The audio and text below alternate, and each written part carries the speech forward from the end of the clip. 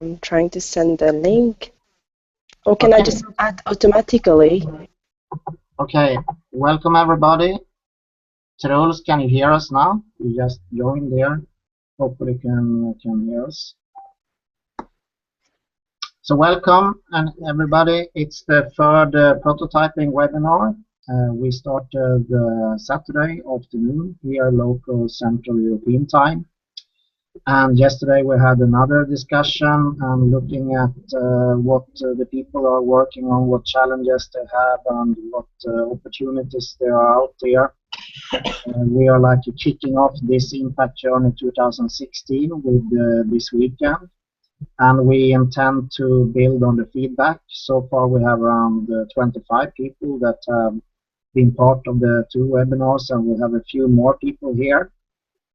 And there will be a lot of activities to come. We will showcase some bigger events. We will have ongoing random talks with entrepreneurs and also some pitch sessions. So we try to build on what's going on there and try to maximize all your interest there as good as possible. That's the vision ahead. And today we have some new people here. We have Emmanuel, and he's joining us from Ghana and Africa. So maybe you can start by introducing what you're doing there.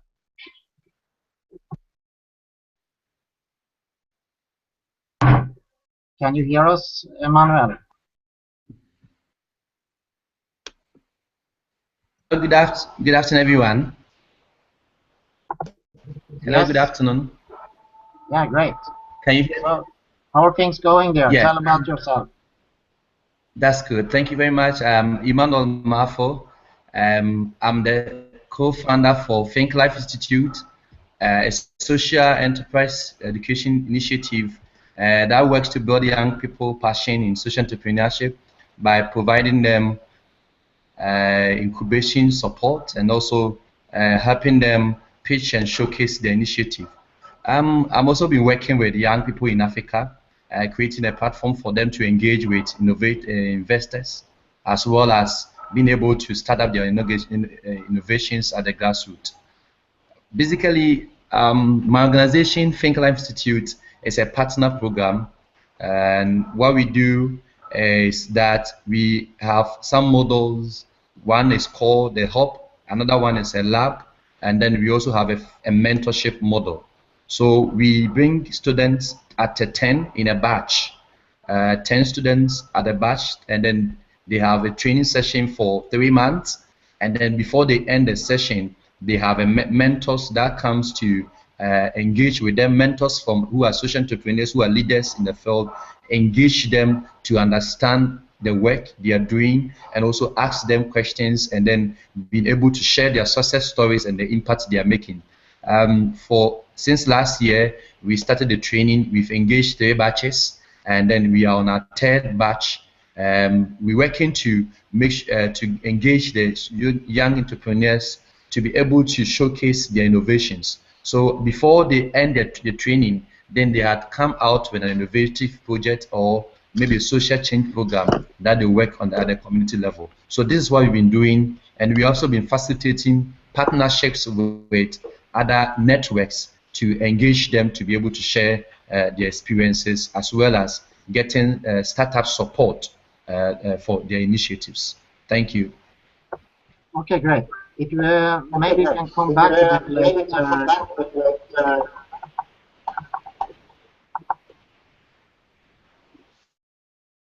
I just muted the microphone there on you, Emmanuel. It was an echo. But maybe you could come back there and speak a bit about your outcomes so far, and what type of ideas and businesses do you see emerged here?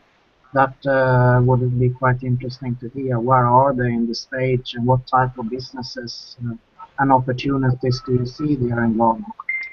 But before we go to that, I have here Ida from, I think you're in Oslo right now.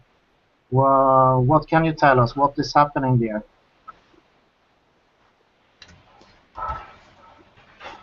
We can't hear you right now. You need to unmute the microphone.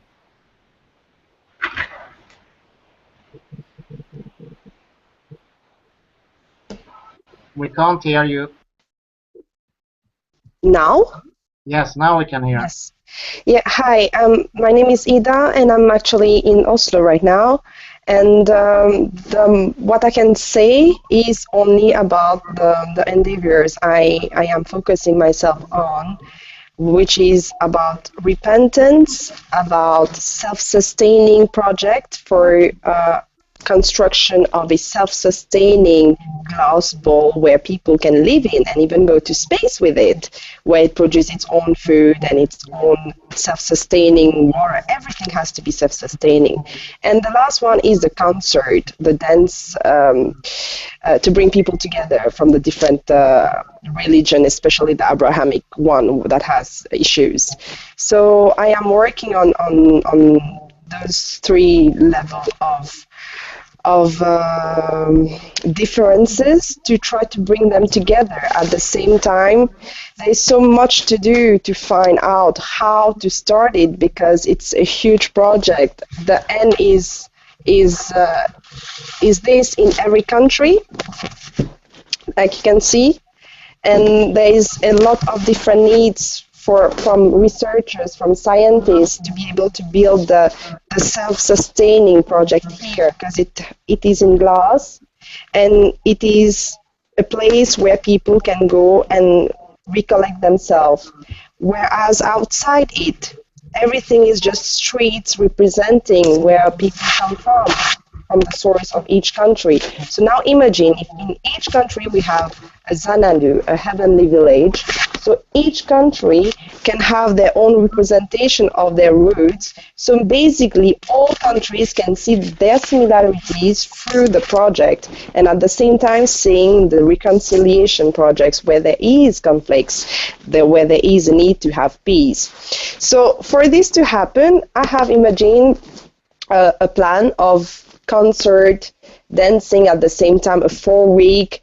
So you have the dancing and the concert, women all together at last. But the first week, I was thinking of contacting Startup Weekend, and a bit like what Emmanuel do, like a type of meeting with people with incubation. So we can just like nomads go in groups and then stop, and then do concert to raise money. And then at a point after 2-3 months, we can start a real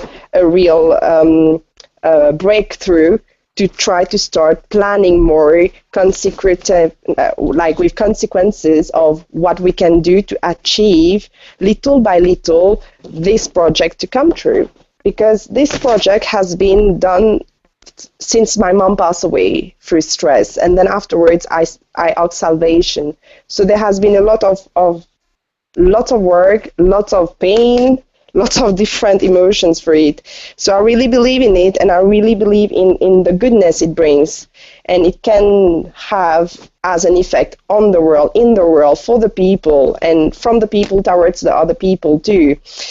So I need help to make this happen. I have voice out different ways to different organizations, especially the veteran organization here. And I have to explain more on the religion group too. And I want it to be neutral too. So basically I need help to keep the project as neutral as possible, and for myself to feel safe, security, to be able to walk around in Europe, for example, to be able to do the concert, to be able to do the fundraising, to be able to voice out about the project, to find the different researchers, the different people that can make it happen. So that is where I am. This is a great project, and I can see some similarities with the project, the Kilt project that was made in Rio de Janeiro, in the city of Niterói, a few years back, when it was a type of makerspace, molecular the ideas, where they made a Kilt with co-working spaces from 40 countries, and that is still ongoing, even if it's 3 years back. So I can connect you with that. They have integrated researchers in the makerspace, and out of the stories integrated technologies into the Kilt and like that. So a lot of innovation and entrepreneurship came out of the Yeah. process design. Yeah. There's something to look into there. Thank you very much. Great. We will share the link and connect you with them. We do that. We have some more people here, and also Truls from Norway is in fact here also. I don't know if you can hear us there. Can you hear us, Truls? Hello, Bert-Ola, and hello, everyone. Yes, we can hear you. We are also in Oslo. Hi. So, Great. What are you doing? we're trying to do a lot of good things here, and we have actually built, as you know, Bert-Ola, a platform which we call Innovation Magazine. In short, that is InnoMag. Oh. And we have now more than 25,000 followers, and we're trying to, help change makers, both in Norway, and we definitely need them in Norway, but we also need change makers anywhere else. And we are trying to build, more coverage for all the important new stuff happening. Mm-hmm. One of our partners is, for example, this Norwegian company called DNVGL, and they just released a global opportunity report, which we happen to think is quite interesting, and it's a lot of good initiatives happening. I've been now hearing from what you are telling, both in Africa and in Oslo, about these initiatives. I think that we need to, get more of these good initiatives out there so that other people learn about them. And this is what we are trying to help. So this is a free initiative. It doesn't cost anything. We have 3 journalists writing full time about all the good stuff, trying to share it. And in my book, Bert-Ola is probably the best sharer of us all. But there are room for a lot of good stories, and I think the more we share, the easier it becomes to kind of join and be part of this new green wave happening. Impact economy is going to be the regular economy in only 5 years' time. I'm sure of that. Yeah, you were also recently in Lerkendal's conference. Maybe you can give some short updates on that. What is that, and what was said?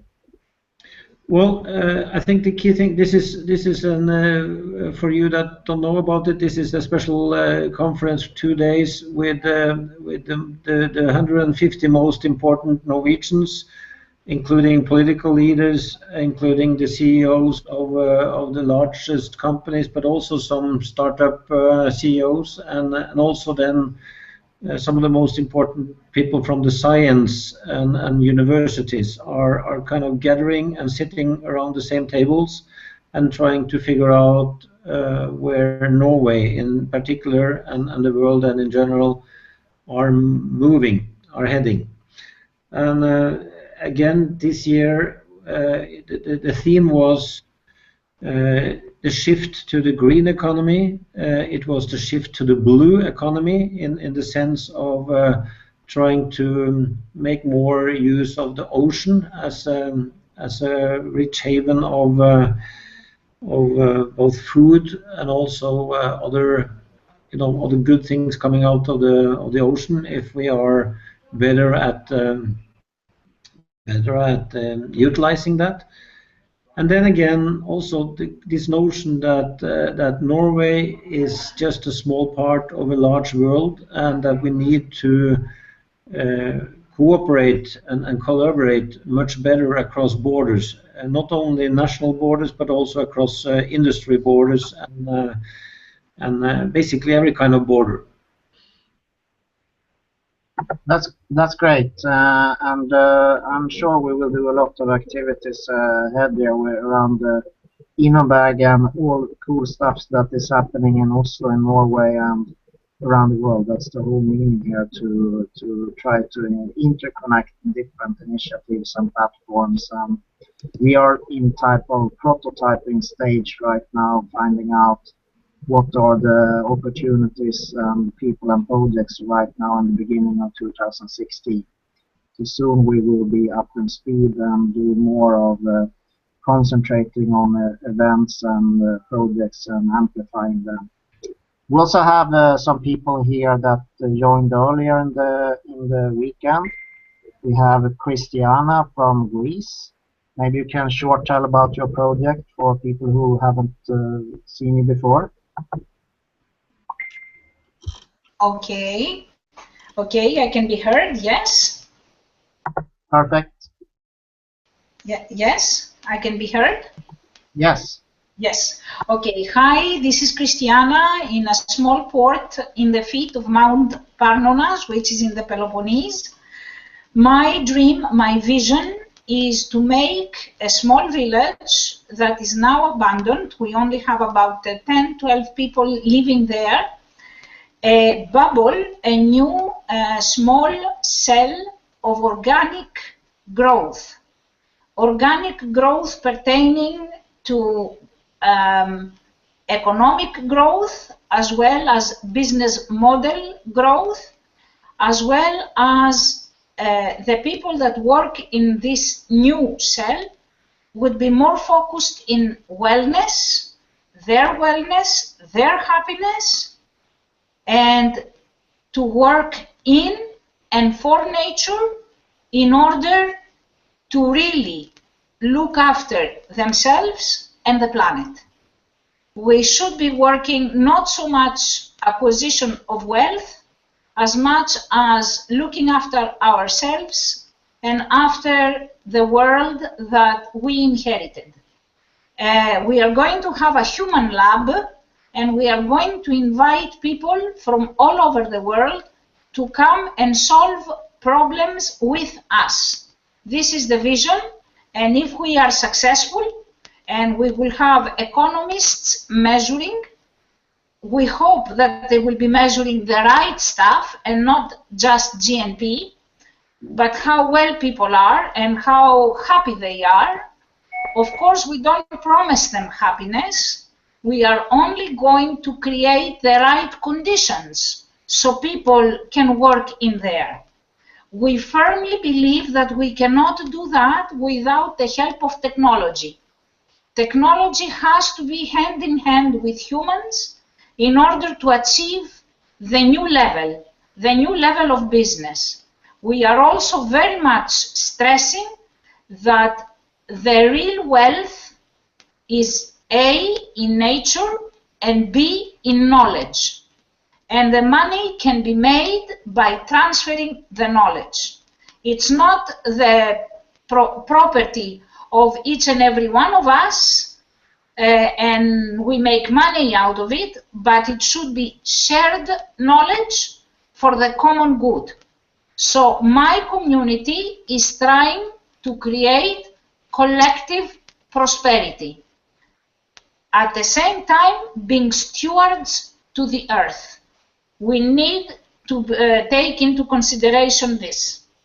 So this is the effort that I am trying to do in Greece.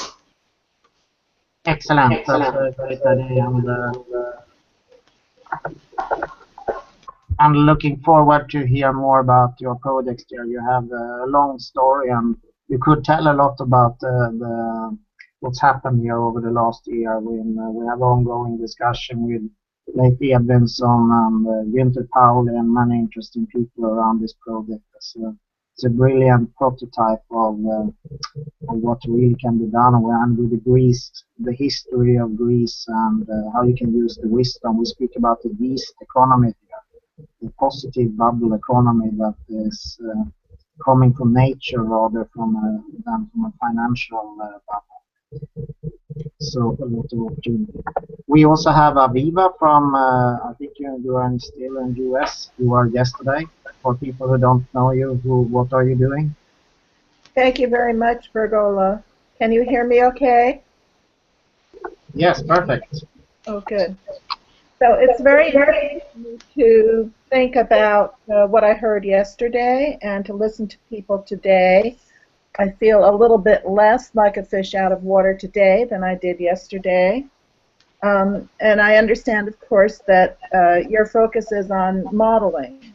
And the modeling work that I've been working on for several decades now is based on biogeographic analyses of where the maximum degradation is environmentally, and then identifying small areas within large landscapes whose restoration could affect some healing. And the kind of healing that I'm most interested in is water.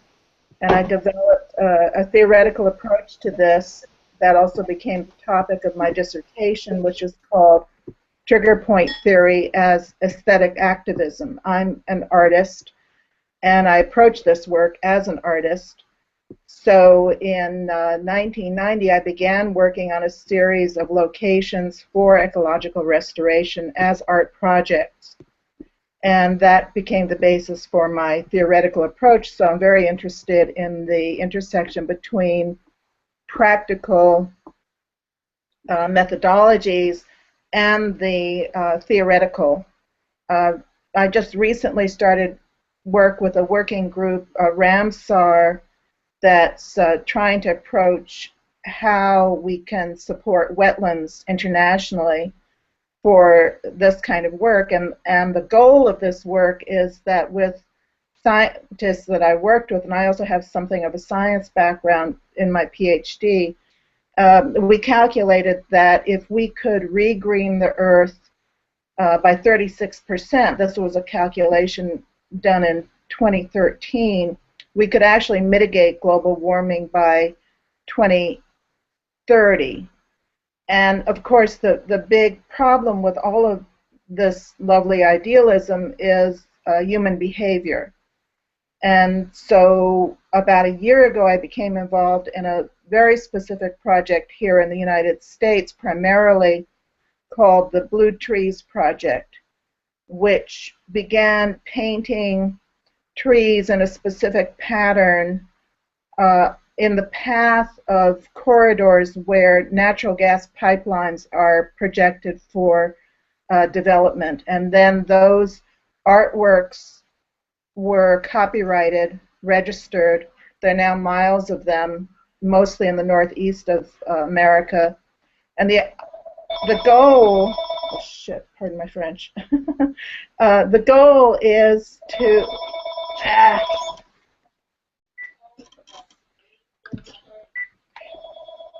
the goal is to draw attention to what legally does public good mean. And this is basically an earth rights issue, because I think the human race will not survive if we not only don't acknowledge our dependence on other species, but actually acknowledge that we are dependent on other species. It's not just that humans live with other species, it's that if we don't prioritize other species like trees, we won't have water, and we won't have air, we won't have the means to survive. The scientists that I work with believe that the Anthropocene could mean that the entire human species could crash within our lifetimes because we've ignored this fact, which I consider a fact scientifically. So in terms of the relationship between what I do and what I'm listening to other people describe about what they do, I made the relationship between the biogeographic systems analysis and where we had to intervene in human systems. And that intervention, I think, does come down to earth rights. It should be a United Nations issue. The problem is that to go from local jurisdictions over these matters to international courts like at the United Nations, is very time consuming, and it can take years and a tremendous amount of money. Just to get to the United States Supreme Court, we calculated last year that it would take us 6 years and $6 million. And that's really beyond the range of what an artist can do. So I'm now looking into how to connect with government officials and politicians who could carry this ball ideologically, because if the political mindset is changed, and if art can contribute to that, then things can happen very quickly. So in a nutshell, I think that's about what I can describe of my work. The previous restoration work that I did restored about 30 acres total of critical wetlands that could affect the Gulf of Maine, which of course is a much larger site. And the area where I started on the Blue Trees project is a small town called Peekskill, New York, which happens to be 30 miles from a major nuclear plant infrastructure. So if something should go wrong with those natural gas pipelines, which is very likely, and there should be an explosion of methane gas, there would be a horrendous holocaust, because it would affect the entire city of New York, it would affect the Atlantic Ocean, and so on and so forth. And they are proceeding on this regardless of the information, even though scientists and politicians have come out against it. So that's the kind of thing that has to be changed, and that's the kind of thing that I think art can change, and that's the kind of thing that I'm working on trying to change.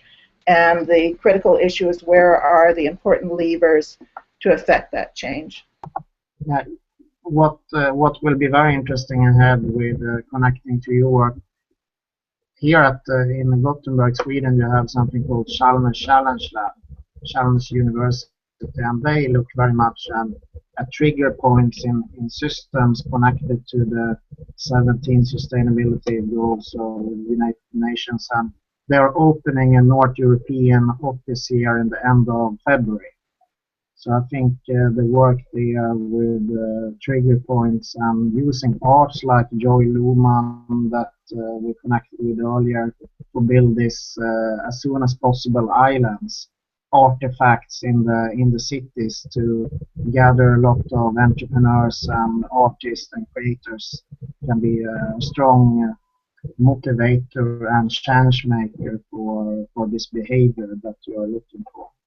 So that sounds great. that I'd love to learn more. Yeah, exactly. So it's Thank you. I think it's very relevant to this system theories that a lot of people are trying to figure out how best to amplify. We also have a Lukman from, I think, somewhere in Africa. We tried yesterday, but I think you can hear us at least today, and hopefully we can hear you. Can you hear us there?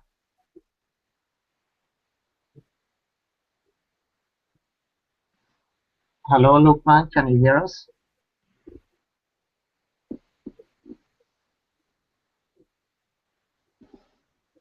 We can't hear you.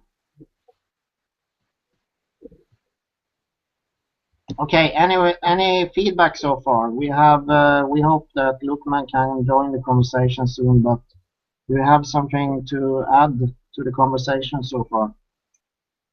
I give the word to all of the ones in the webinar. Ida, I think, want to say something.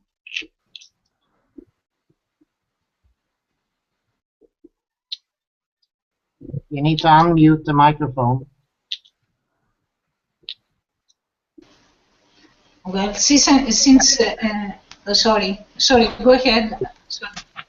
After you, I can. I was saying that, do you have a ready-made presentation? Because I really like the idea and the whole concept of influencing political, and especially using creativity art. And do you have a ready-made presentation of your sources and the reasons? Because this will be really good. And I think that with InnoMac and with my project, so we can all merge together and get inspired by Christina because she has already done a lot of good work and she's really very good with the presentation of her project earlier. So I think all this goes well together. Who are you addressing, Eva? Aviva, you? Oh, okay. Thank you. Well, there's a lot of information on my websites, but I'm just putting together a PowerPoint right now that should be ready within the next week. So I'll make sure that it gets to Bert-Ola and maybe he can share it. Yes. You can share it in the group as well. We started a specific group for this purpose, Impact Navigator, for more the people who are more active and want to be sort of more active on the network. Okay, thank you. Thank you. Thank you, Aviva.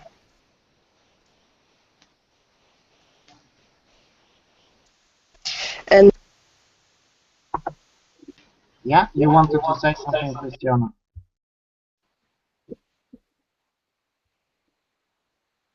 Unmute the microphone. yes. Sorry, can you hear? Yes, you can hear me now. Okay. Yes. The very important thing is that I have found out there is a lot of trial and error, and there is a lot of willingness to try, to smash your face and get up again and do the same thing. So if you feel that way, my good friends, that presentation didn't come in one day. That presentation came in 3.5 years. And this is the important point. Also, now I am in this group because, in all true honesty, I have the ideas, but I need a true sense of guidance. And I was very happy to hear Mr. Truls to offer tools that we can implement the ideas. It's great to have ideas, but it is also very important that we are not alone in this trip and that we get the knowledge of people that care and they have the same ideas with us. And also I would like to say to Aviva, because she said she feels like a fish out of the water, maybe Aviva, you are not a fish, you are a bird and you should be in a mountain, you see? Yes. When I heard you, I thought, Aviva, come over here. I have lots of work for you to do. So make time, you see?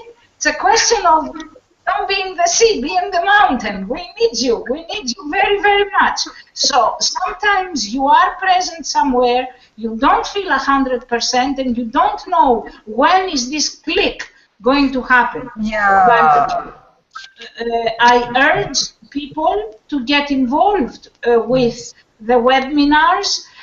Somehow you will find the connection. And don't forget, we are putting off time from our days to come in the webinar, and you don't know where the help is going to come from. I am extremely pleased that I meet the person from Ghana, because you don't know how we are going to work together. And networking is a great, great tool when it is used. So we need to follow up in our own private time and to connect with people and to find exactly where is the synergy coming from. But it's not a wasted time. It's not a wasted time. And practice always makes best. And I had lots of that. That's all I wanted to say. Great. We have also 2 new people. One just went out again. It can be a bit difficult from some places to join this technology, but Ridvan, can you hear us? I don't know. Yeah, can you hear us? Hello? Unmute the speaker. He's new. Perhaps he's still finding himself. Perhaps we let him welcome. Yeah. I'll just write a message to him. I can give some feedback there that from this weekend that I think at least 50% maybe have been using the webinar for the first time, and that's pretty good in one way, because that was a bit astonishing for me when we started the webinars a few years back, that I thought that people would be more comfortable with joining a webinar. A lot of people are nervous when they speak in front of people and in classrooms or wherever, but it seems to be a border to join these technologies as well. So it has been a quick, I think it's getting better. yeah, it's if you have done it a few times, then it feels good, and you can feel comfortable in sharing information and finding out what, concentrating on what people saying and Yes, connecting exactly. listening beyond just being nervous about the technologies and how everything works. So that's great, and why we also ahead will have at least once a week a type of random talk when we provide the time in a date, and we will make a survey on that when it fits most people. Maybe twice a week if it since people are in different time zones.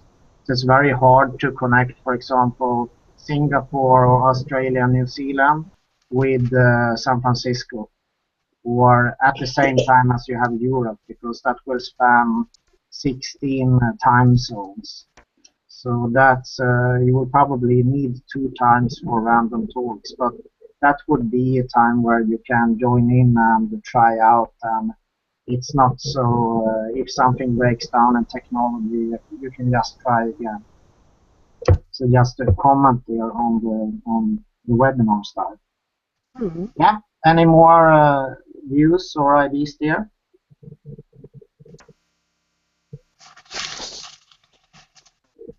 Come in again, once again, I think. Hello? Right. Yes. I wanted to share that I know most of the works that are being done, some of them are not having any work in Africa here. And then, as I just shared, with the young entrepreneurs that we are building them in Africa as a network, and to also help them make impact, I want to follow up on most of the innovations that are being shared, because we want to share these models with them during the training session so that we can link them up to learn and also be involved globally, because we have the network already. We want to open up to them. For instance, there are some who are working on agriculture projects, organic agriculture project on vegetable. There is somebody also working on bamboo bicycle, who she has appeared on World Economic Forum before, using bamboo for bicycle. So we have some innovations that are interesting, trashy bags using sachi rubbers for bags and others. But we still want to learn new innovations and see how they connect in Africa level. So I'll be happy and interested to hear from other innovations, not only social entrepreneurship innovations, but also some ideas that can be shared with some Africans, especially the young people, to also connect and then. So thank you very much. Welcome. Excellent. You can share in the group. I can open a document here that we can, in the meantime, aggregate some of the projects. We also have Celso here from Brazil. I think you are in Rio. Can you hear us? Yeah, Bert. Hello to everybody. Excuse Hello. me for the delay. Hello. No problem. No worries. You just join when you can. What are you working on?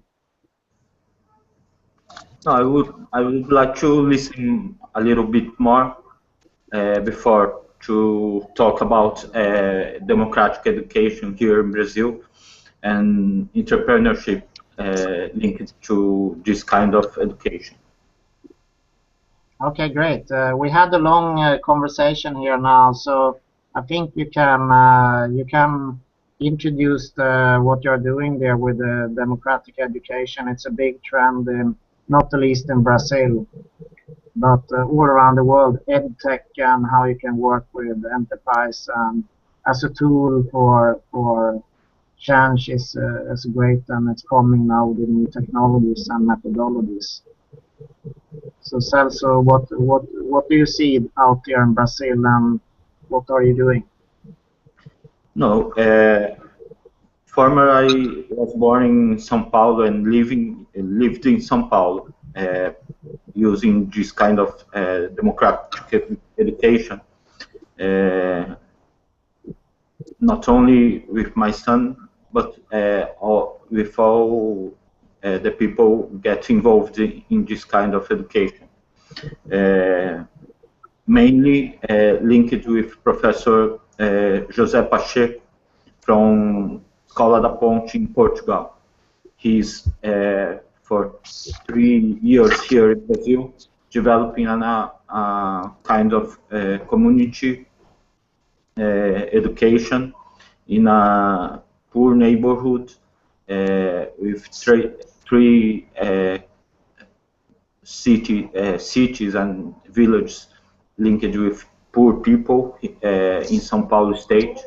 So here he's developing this kind of an initiative, and many other initiatives here in Brazil are under development, now recognized by the Ministry of Education too, because Helena Singer, one of the researchers and the first director of Lumiar School here in São Paulo too,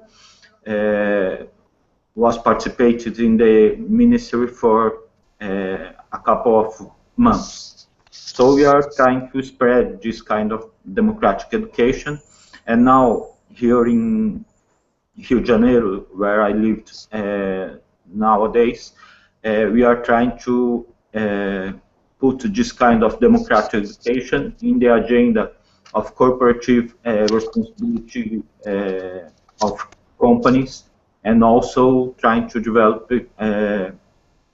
entrepreneurship linked with this kind of education. It's okay? Thank you. That's great. It took some time to unmute the microphone. I think it's quite interesting to see the trends there. There was a report made, if I'm not mistaken, 2003, Demos in UK, that spoke about enterprise democracy. And at least from I think from a Swedish standpoint, it was a bit not strange, but a lot of politicians and innovation systems that we met in the late 2008-10 found it a bit strange of combining the democratic model with enterprise. But looking at the crowdsourcing development right now, we both in accelerator programs like Village Capital or Stanford Peace Innovation Lab and all of the crowdfunding platforms, the enterprise and the startups become more democratic. So I think it's a big trend, and very interesting to see at initiatives like what you are doing there. But we heard Lalit from India yesterday, and Yabur from Georgia.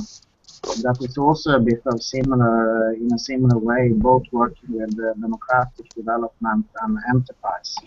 So that's really cool there.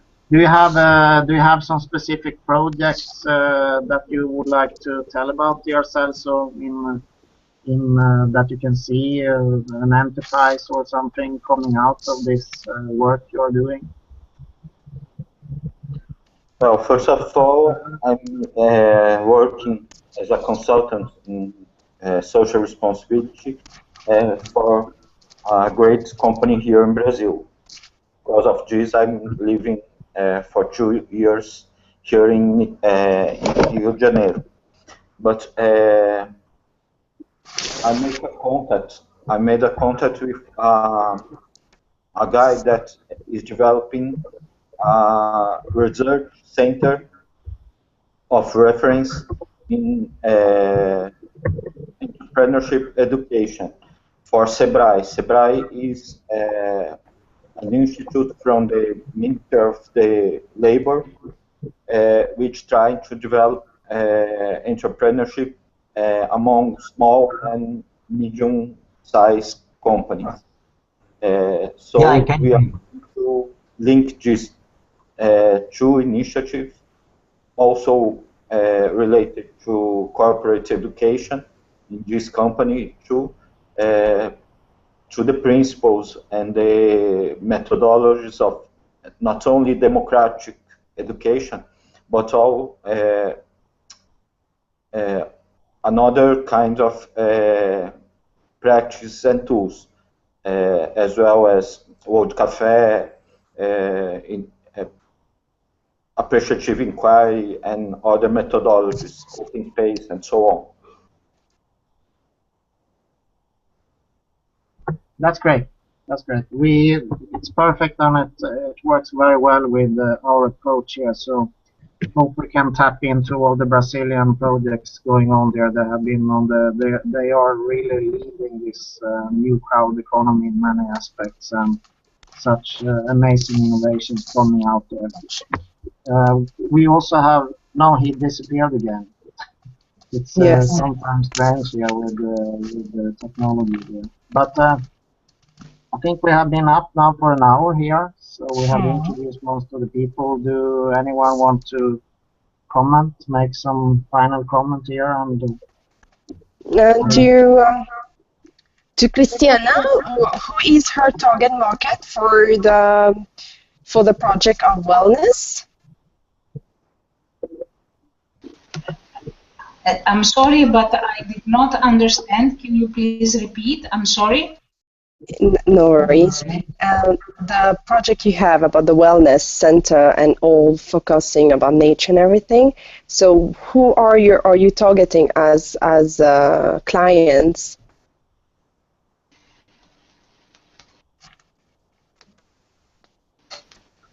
Okay, yes. I am targeting any group of people that would like, instead of working for money, to be working for feeling good and doing good via businesses. Would that be people that they are practitioners in business? Would that be executives, for example? Would that be people in the labs, in the laboratories, that they could, they are studying how this is possible or possible solutions? And most of all, students that they would like to make this practice. Never mind talking about it, let's have it done hands-on. And there are ways and challenges that we can have and meet via this. Okay? So anybody that is interested, not talking about wellness, but making a life out of it and earning an income out of it. Earning an income. Or earning an income, exactly, but not earning an income just for the sake of income and by destroying the planet. Profound. This is not what we want. Yeah, profound. I love it. Thank you. okay, I wanted here to get Ridwan to say something, and he's really struggling to come out here. But It's his first webinar, so he's really new on it. Yeah, but often it's the technology that breaks down. She's coming here again, so maybe now. Please what?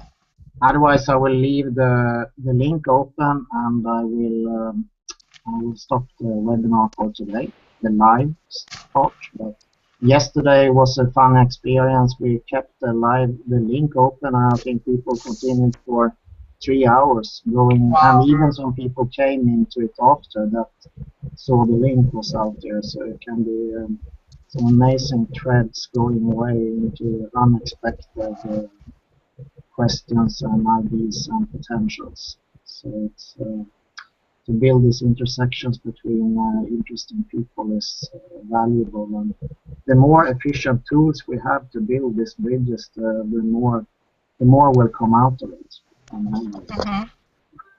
Hopefully Ridwan can hear us now. Maybe you can tell quickly what you are doing before it breaks down again. Quick, quick, Hello? quick. Hello? Can you hear us?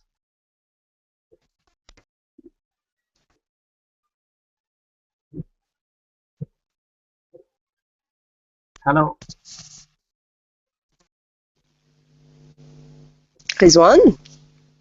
Yeah, he's on there, but he seems not be able to hear us. Okay, I will stop the broadcast for today, but I leave the link on, so people who would like to join more, you can stay here. So thanks very much, and what will happen now, this is the third prototype day, informal webinar.